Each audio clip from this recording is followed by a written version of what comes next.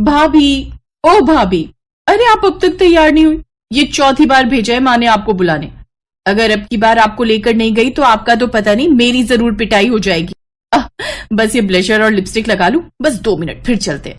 ये कहकर घर की नई नवेली बहू मानसी वापस से अपना मेकअप करने लगी। उसकी ननद सोमी उसके पास आकर खड़ी हो गई और फिर, अरे बाप रे भाभी, आपकी पलकें तो झड़ गई। नहीं सोमी, ये नकली पलके हैं। ये देखो, इस लैश ग्लू से इन्हें आंखों पर लगाते हैं। कमाल है ये तो। और ये क्या है भाभी? ये ब्लशर और ये हाइलाइटर है, और ये है आई शेडोज की पैलेट। और एक चीज दिखाऊं, ये देखो, ये मेरा लिपस्टिक का कलेक्शन। अरे वाह भाभी, आपके पास तो मेकअप का कितना सारा सामान है। मेरे पास तो बस एक गुलाबी लिपस्टिक है जो मेरे बहुत जिद करने पर माँ ने दिलवाई थी, वो भी 1 साल पहले। अरे पर ऐसा क्यों? तुम्हारी उम्र में तो लड़कियां कितना मेकअप करती हैं। हाँ, लेकिन माँ को मेकअप बिल्कुल भी पसंद नहीं, न खुद करती हैं और न मुझे करने देती हैं। ओहो, चलो कोई बात नहीं। अब से मेकअप के लिए तुम्हें जो कुछ भी चाहिए हो तुम मुझसे ले लेना। अब उससे अच्छा ये नहीं होगा कि आप ही मेरा मेकअप कर दिया करो, क्योंकि सच बताऊं तो मुझे मेकअप करना नहीं आता। तो फिर चलो आओ यहाँ बैठो, मैं आज ही तुम्हारा मेकअप करती हूँ। और इसके बाद सोमी चहकते हुए कुर्सी पर बैठ गई और मानसी भी बड़े मन से उसका मेकअप करने लगी। लेकिन इस सब में ये दोनों भूल ही गई कि बाहर मानसी का इंतजार हो रहा था। जब काफी देर तक सोमी मानसी को लेकर बाहर नहीं आई तो सोमी की माँ कल्याणी खुद मानसी के कमरे में आई और वहां का नजारा देखकर उनका पारा 7वें आसमान पर चढ़ गया।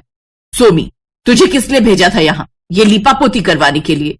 अब माँ वो मैं वो बस अब थोड़ा सा, मतलब बस ऐसी। माँ जी, आप सोमी पर नाराज मत होइए, इसे मैंने ही रोक लिया था।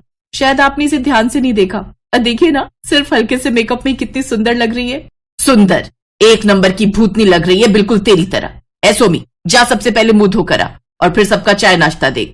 अपनी माँ की फटकार सुनकर सोमी सहम गई और चुपचाप मुंह धोने के लिए चली गई। उसके वहां से जाते ही कल्याणी ने मानसी से कहा, खबरदार जो आइंदा कभी मेरी बेटी को अपने जैसा बनाने की कोशिश की तो। क्यों माँ जी, मेरे जैसा बनने में क्या बुराई है? कोई एक बुराई हो तो बताऊं भी।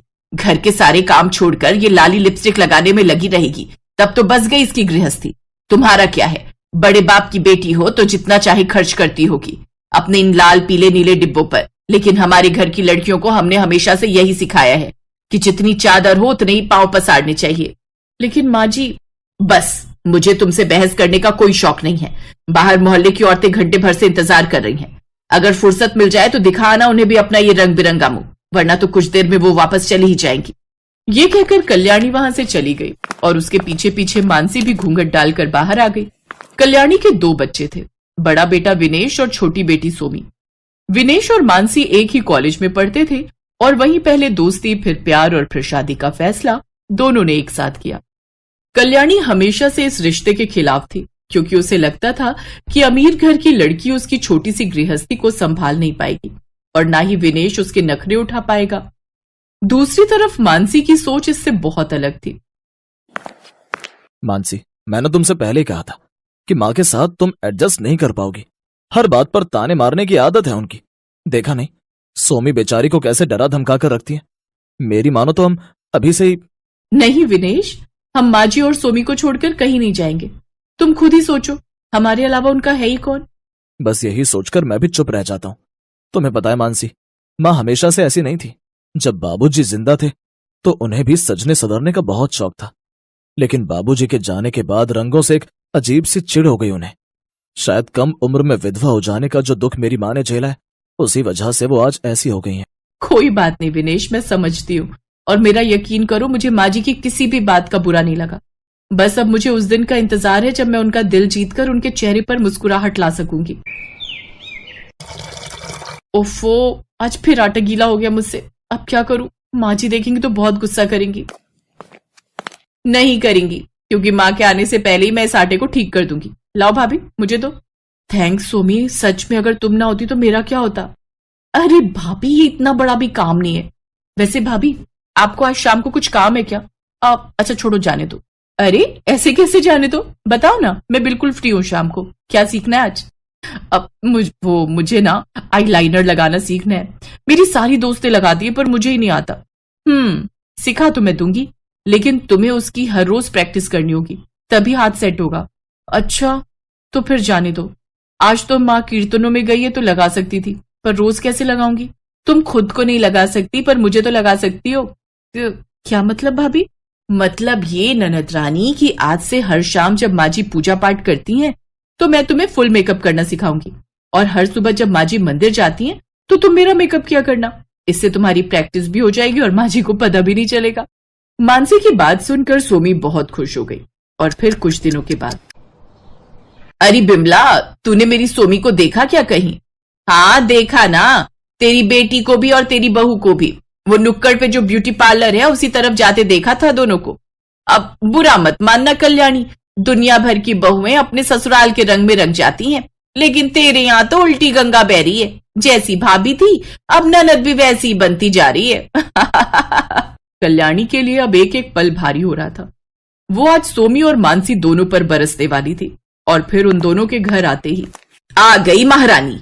सोमी, आज तो तू नहीं बचेगी, लेकिन उससे पहले जरा मैं इसके दिमाग ठिकाने लगा दूं। क्यों री, तुझे कहा था ना मैंने कि मेरी बेटी से दूर रह, लेकिन तू नहीं मानी। बता बता क्यों लेकर गई थी इसे ब्यूटी पार्लर? हैं, अपने जैसा बनाना चाहती है इसे भी। माँ चुप हो जाओ, तुम्हें कुछ नहीं पता। चुप हो जा सोमी, वरना तेरी टांगे तोड़ दूंगी। तेरी हिम्मत कैसे हुई मुझसे पूछे बिना इसके साथ जाने की? क्योंकि उसका जाना जरूरी था माँ, और ये दोनों ब्यूटी पार्लर नहीं बल्कि मेरे साथ सोमी के एडमिशन के लिए गई थी। एडमिशन? सोमी का? कहाँ? और मुझे इस बारे में कुछ क्यों नहीं बताया? क्योंकि अगर तुम्हें बता देते तो तुम सोमी को कभी जान ही नहीं देती। माँ, मैंने और मानसी ने सोमी को एक अच्छे इंस्टीट्यूट से ब्यूटिशियन का कोर्स करवाने का फैसला किया है। नहीं, कोई जरूरत नहीं फालतू पैसे बर्बाद करने की। और ये सब करके क्या करेगी सोमी? तेरी बीवी के जैसी बनेगी। नहीं माँ जी, सोमी मेरे जैसी नहीं बल्कि मुझसे कहीं बेहतर बन सकती है। ये देखिए, शहर में पिछले महीने जो मेकअप कंपटीशन हुआ था उसमें सोमी फर्स्ट आई है। बड़े बड़े मेकअप आर्टिस्ट को पीछे छोड़ दिया इसने, वो भी तब जबकि इसके पास कोई प्रोफेशनल डिग्री नहीं है। और तभी उसके हाथों को थामते हुए सोमी ने कहा, माँ, मैंने ये सब आपसे छुप कर किया, उसके लिए मुझे माफ कर दो। लेकिन सच तो यह है माँ कि मैं भाभी जैसी कभी बन ही नहीं सकती, क्योंकि वो लाखों में एक है। वो मेरी भाभी भी हैं, दोस्त भी हैं, और शायद वैसी माँ भी जिसकी मुझे हमेशा से जरूरत थी। सोमी के शब्दों ने इस बार कल्याणी के दिल को झकझोर दिया और उसे अब अपनी गलती का एहसास था। उसने सोमी के सिर पर प्यार से हाथ फेरा और फिर आंखों में शर्मिंदगी लेकर मानसी की तरफ हाथ जोड़ लिए, क्योंकि वो समझ गई थी कि उसके घर के लिए मानसी से अच्छी बहू और कोई हो ही नहीं सकती थी।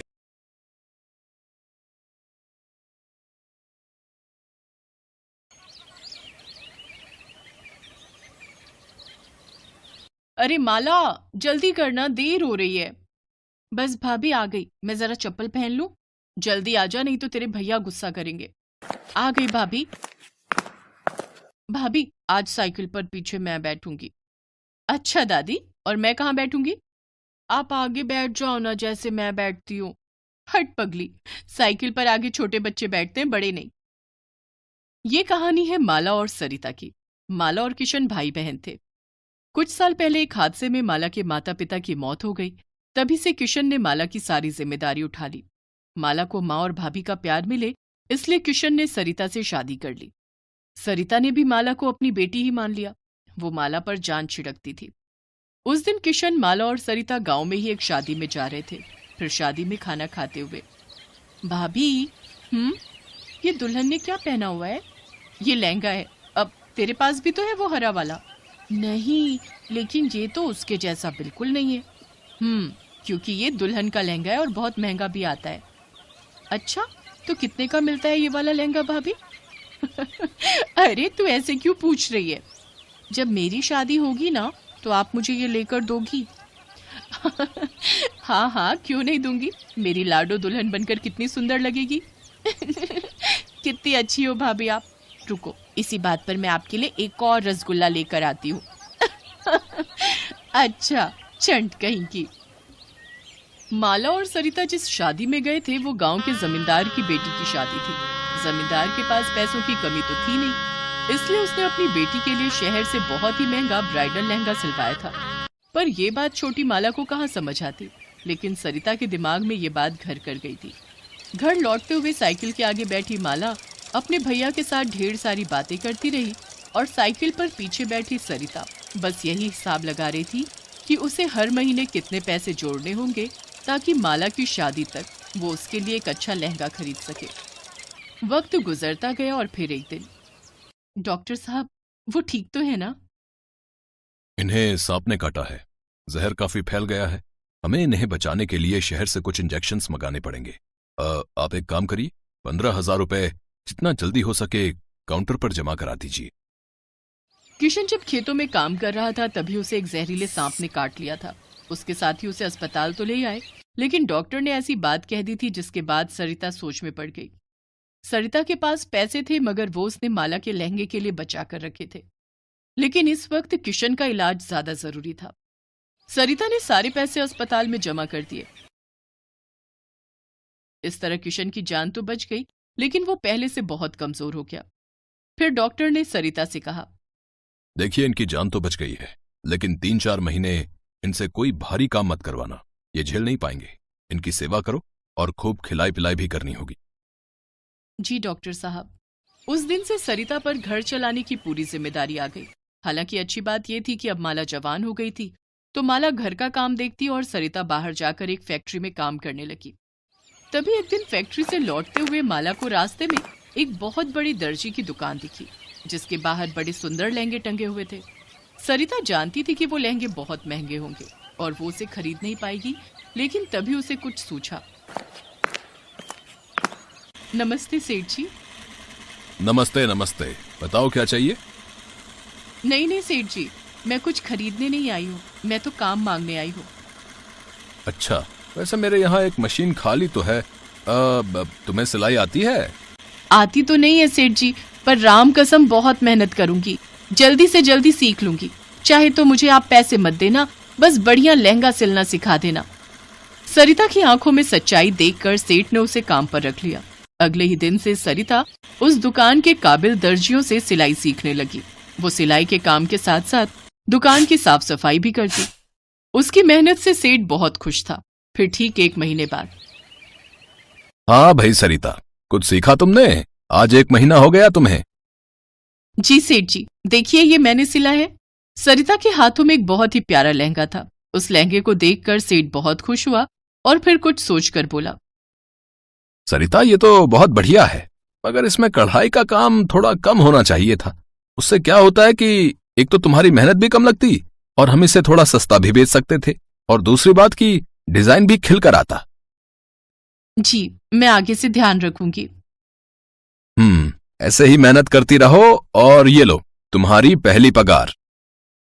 इतना कहकर सेठ ने सरिता के हाथों में 10,000 रुपए रख दिए।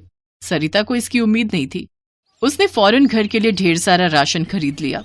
इधर किशन भी अब ठीक हो चुका था और अपने काम पर भी जाने लगा। इस बीच माला की शादी तय हो गई, लेकिन माला जानती थी कि उसके भाई भाभी कितनी मुश्किलों से घर का खर्च चला रहे थे। उसकी बचपन से बस एक ही ख्वाहिश थी कि वो अपनी शादी में बढ़िया लहंगा पहने, लेकिन बचपन की जिद को जवानी की समझदारी ने दबा दिया। उसने अपना मन मार लिया और किसी से कुछ नहीं कहा। ऐसे ही कुछ और वक्त बीता और फिर माला की शादी का दिन भी आ गया। माला, माला, दरवाजा खोल जल्दी। जी भाभी। देखो भाभी, ये साड़ी मुझ पर जच रही है ना? सुंदर लग रही हूं ना? अरे पगली, इतनी बड़ी भी नहीं हुई कि अपनी भाभी से कुछ छुपा पाए। सेठ जी अंदर आ जाइए, ये है मेरी गुड़िया। शादी बहुत बहुत मुबारक हो बेटी। शुक्रिया सेठ जी।